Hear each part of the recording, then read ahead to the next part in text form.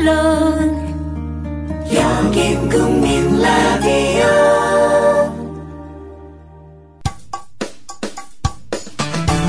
여러분께서는 지금 국민일보 해직기자 조상훈이 진행하는 국민라디오 아침 시사 프로그램 조상훈의 뉴스바를 듣고 계십니다.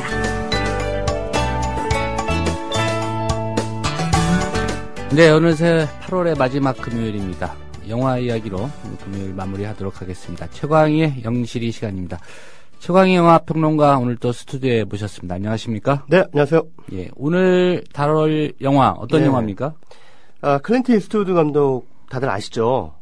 뭐 굉장히 유명한 할리우드의 거장 감독이잖아요. 예, 뭐 배우 출신의 감독이죠. 배우 때는 이제 서부 영화에서 좀 많이 봤죠. 예, 황야의 무법자라든가 석양의 무법자 이런 영화들, 석양의 무법자 뭐 이런 작품들로 굉장히 전 세계적으로 유명세를 얻었고 나중에는 뭐 더티 해리라고 하는 그 형사 스릴로 또 상당히 인기몰이를 했던 그런 배우입니다. 근데 용서받지 못한 자라든가 뭐 그랜토리노 이런 또 걸작들을 만든 또 거장 감독이기도 해요. 나이가 벌써 80이 넘었는데도 계속해서 지금 창작 활동을 하고 있는 그런 감독입니다. 우리나라에도 좀 이런 노익장을 과시하는 감독들이 좀 많이 계시면 좋을 텐데 현재로서는 좀 뭐 임권택 감독이 거의 유일하다시피 할 정도로. 임권택 감독은 지금 인천 아시아 경기 대회 쪽 연출을 하고 계신가요?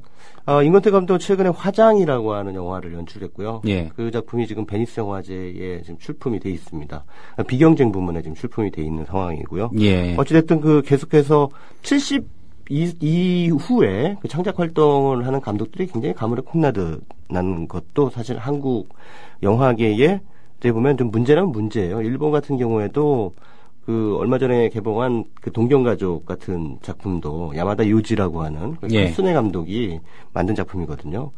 그래서 뭐 돌아가시기 직전까지 작품 활동을 하는 거를 왕왕 볼 수가 있는데 한국 같은 경우에는 아예 기회 자체가 주어지지 않을 뿐더러 또 그 일종의 뭐랄까요 그 좀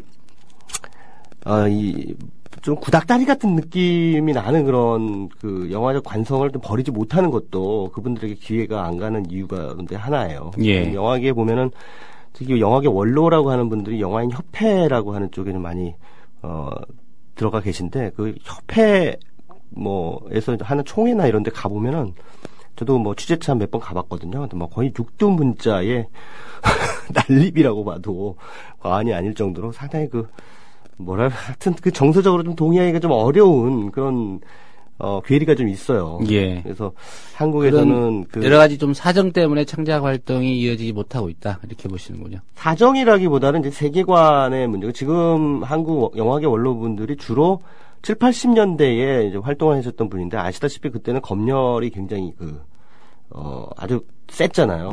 근데 그 상황에서 이제 국가에서 허락해준 영화가 이른바 호스테스 멜로라든가 그러니까 벗는 영화들 있죠. 야한 영화들. 그런 작품들만 허락을 해줬습니다. 그리고 당시에는 허가받은 영화사만이 영화를 찍을 수가 있었어요. 그래서 독점 체제였죠. 물론 지금도 뭐 CJ라든가 뭐 자생적인 독점 체제로 가고 있습니다만 어찌됐든 국가기관이 영화사까지 통제를 했던 시절이었고 그때 영화를 찍었던 분들은 이른바 어떻게 보면은 사실상 국가로부터 공인된 그 창작 활동을 하셨던 분들이에요. 그러니 뭐 어떤 작품들을 내놨을지 뻔히 짐작이 되시죠. 근데 당연히 이후에 그 성향들, 정치적 성향이라는 것이 또 어떻게 흘러갔을지도 우리가 충분히 짐작할 수 있는 대목이라고 할 수 있겠습니다. 그러다가 이제 90년대 후반 들어서 영화계에 좀 그 지식인들이 많이 유입이 되면서 또 영화계에 어떤 약간 진보적 색채를 가진 그런 분들도 많이 창작 활동을 하게 되면서 이른바 젊은 영화인들이 이제 신파를 형성하게 되고 나이 드신 이제 원로 영화인들이 이제 구파를 형성하게 되면서 대립각을 만들게 되죠. 근데 어떻게 보면 좀 세대 간의 분리 현상이 확연하게 좀 이루어졌군요. 세대 간의 분리이면서도 동시에 그 영화를 통해 세상에 어떤 얘기를 할 것인가에 대한 어떤 그 영화적 관점의 차이라고 하는 것이 더 옳은 분석이 아닌가 이런 생각이 듭니다. 어쩌다 보니까 얘기가 한국 영화계의 어떤 그 세대 간 대립과 지형도에 대해서 말씀을 드리게 됐는데요. 어쨌든 클린트 이스트우드 감독은 미국의 그 또 진보 보수를 이렇게 굳이 구분을 해본다면 보수 쪽에 가까운 분이에요. 이거는 골수 공화당 지지자입니다. 근데 아마 이런 말씀 들으면 클린트 이스트우드 감독 좋아하시는 분들은 그래? 보수야? 이렇게 또 생각하실 것 같은데, 한국의 보수하고 미국의 보수하고 이렇게 같이 수평 비교를 하시면은 좀 안 됩니다. 그렇죠. 예, 예. 일단, 클린트 이스트우드 감독의 그 영화들을 보면, 저것이 그 미국의 보수주의자들이 갖고 있는 가치구나라고 생각하시면 됩니다. 근데 그것이 이제 한국으로 유입되면 굉장히 진보적 가치가 되고, 또, 심지어는 그 좌빨로 몰리게 되는 그런 상황이 되는, 약간 가치전도의 사회에서 우리가 살고는 있는데, 어쨌든 그 클린트 이스트우드 감독이 유독 실화를 바탕으로 한 영화들을 많이 만들었어요. 뭐, 이를테면, 아버지의 깃발이라든가, 이오지마에서 온 편지 같은 작품은 태평양 전쟁기에 그 미국과 일본의 어떤 그 아주 치열했던 전투의 현장 속으로 관객들을 안내하고 있는 작품입니다. 근데 시각의 균형성을 위해서라고 해야 될까요? 그래서 그런지 아버지 깃발은 미군의 입장에서 같은 전투를 다루고 있고요. 예. 이오지마에서 온 편지라는 작품은 일본군의 입장에서 또 역시 이오지마 전투를 다루고 있습니다.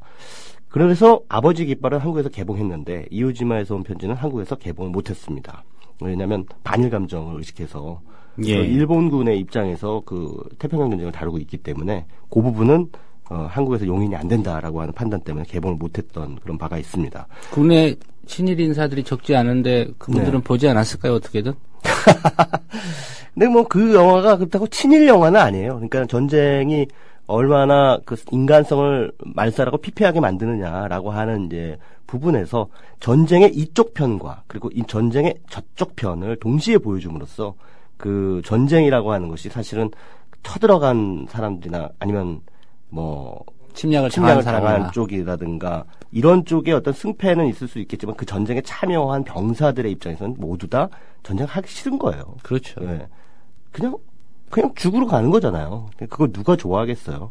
그런 이제 차원에서 이제 클린트 이스트우드 감독이 양쪽의 관점을 전부 다 유입을 해서 두 편의 작품을 만들었다는 것은 뭐 대단한 균형 감각이다라고도 평가할 수도 있을 것 같습니다. 그리고 남아프리카 공화국 잘 아시는 넬슨 만델라의 그 대통령 재임 시절에 럭비부 그 대표팀을 다뤘던 인빅터스라는 영화도 역시 실화를 바탕으로 해서 만든 클린트 이스트우드 감독의 영화인데요. 예. 오늘 제가 소개해드릴 영화 체인즐링이라는 작품은 지난 2009년 초에 한국에서 개봉한 영화인데 이 작품 역시 실화가 배경입니다.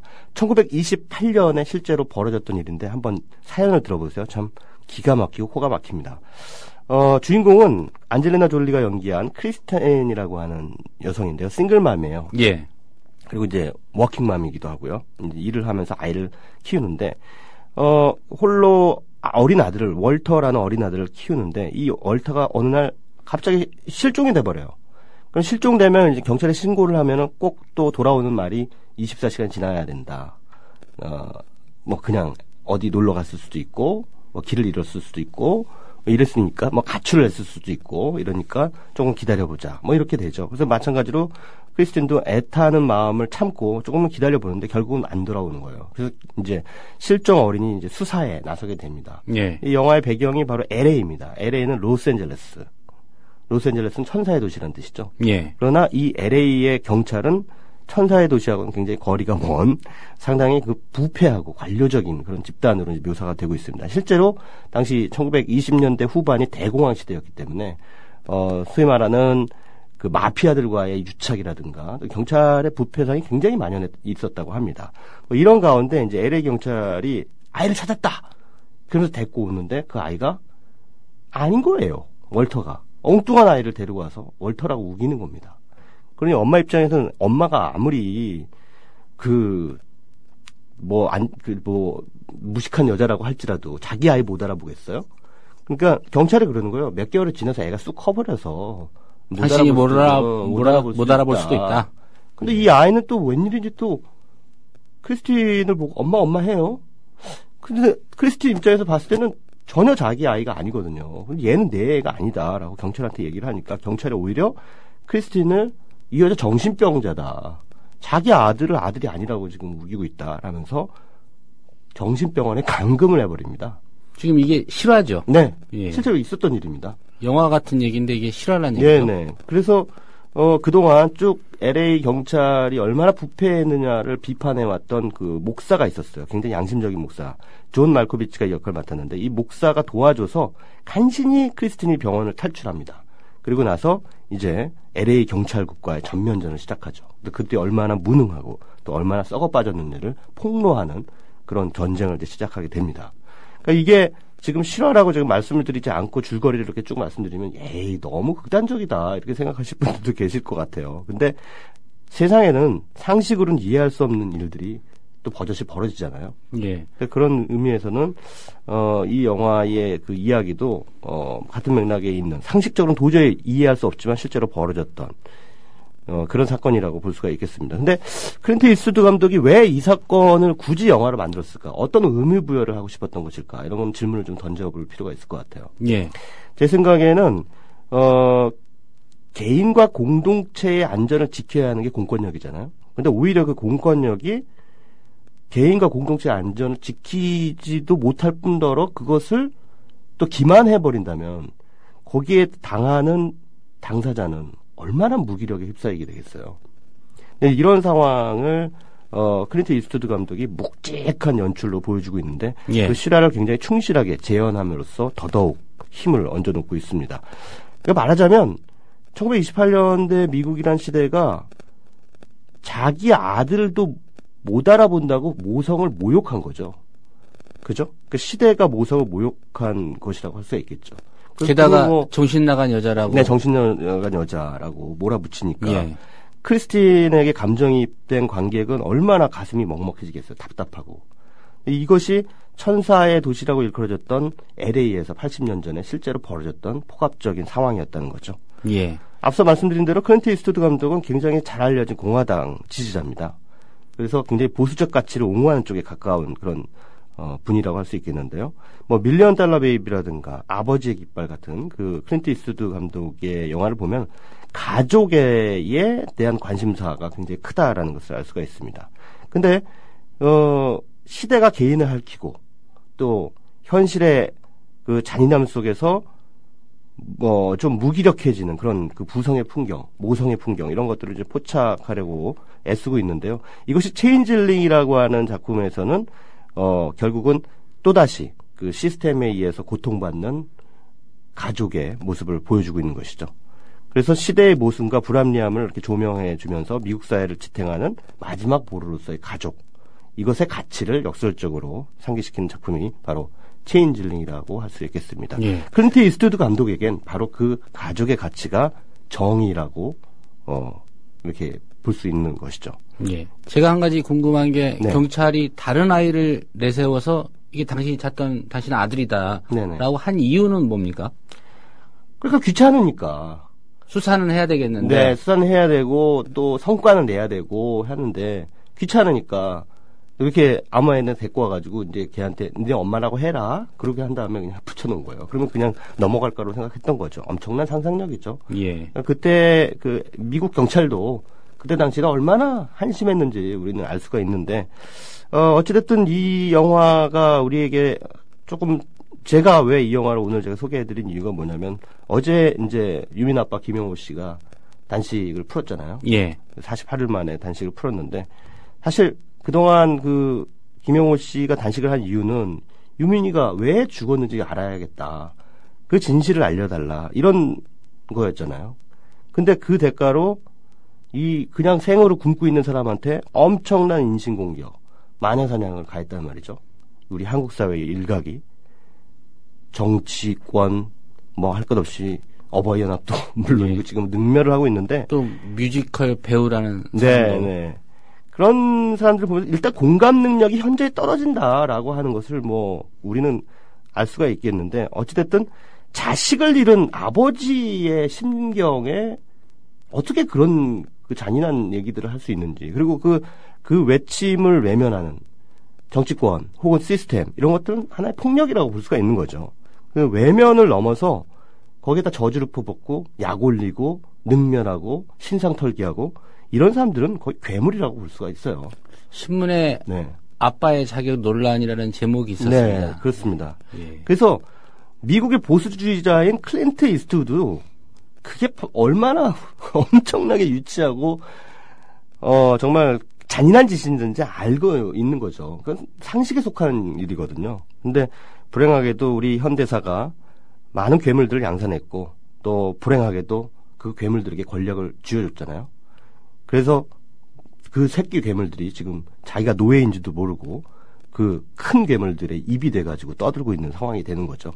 그래서 그런 유민 아빠와 관련된 그 단식 농성과 관련된 그 최근에 그 사회적인 풍경들을 바라보면서 이 체인지링이라는 영화에서 벌어졌던 상황들이 좀 뭐랄까 이렇게 살짝 겹치는 듯한 느낌이 들어서 이 영화를 소개를 해드렸습니다. 예. 그런 면에서 현재 우리 상황과 좀 맥이 닿는 네. 영화일 수도 있겠다는 생각이 듭니다. 네네. 예. 말씀 잘 들었고요. 아쉽게도 최강희 평론가님과는 오늘이 마지막 방송입니다. 네. 9월 개편에 맞춰서 여러 가지 변화가 있는데 그동안 영화 얘기 정말 잘 들었는데 제가 얼마 전에 방송에서 영화평 하는 걸 보고 제가 반가웠어요. 아, 예. 저분 우리 라디오 방송에 나오는 분인데 TV 화면에도 나오네? 라는 느낌 때문에 되게 반가웠는데 네네. 앞으로도 좀 왕성한 활동을 해주시길 부탁드리고 네. 기회가 닿으면 또 다시 모셔서 영화 얘기 저희 조합원들 또 청취자들과 나누는 그런 시간 갖도록 하겠습니다. 네. 짧게 소감 한 말씀 좀 부탁드릴까요? 네, 뭐 그동안 사실 아이템 짜내느라고 머리 많이 아팠는데요. 잠깐 쉴 수 있는 시간을 주셔서 감사드리고요. 뭐 나중에 또 좋은 기회로 만나 뵙겠습니다. 예, 오늘 말씀 잘 들었습니다. 네, 고맙습니다.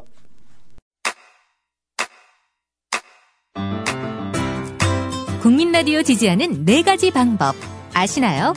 다운로드하기, 별점 주기, 댓글 달기, 구독하기. 국민 라디오를 보다 많은 이들에게 전할 수 있는 가장 손쉬운 방법. 다운로드하기, 별점 주기, 댓글 달기, 구독하기. 잊지 마세요. 다운로드하기, 별점 주기, 댓글 달기, 구독하기.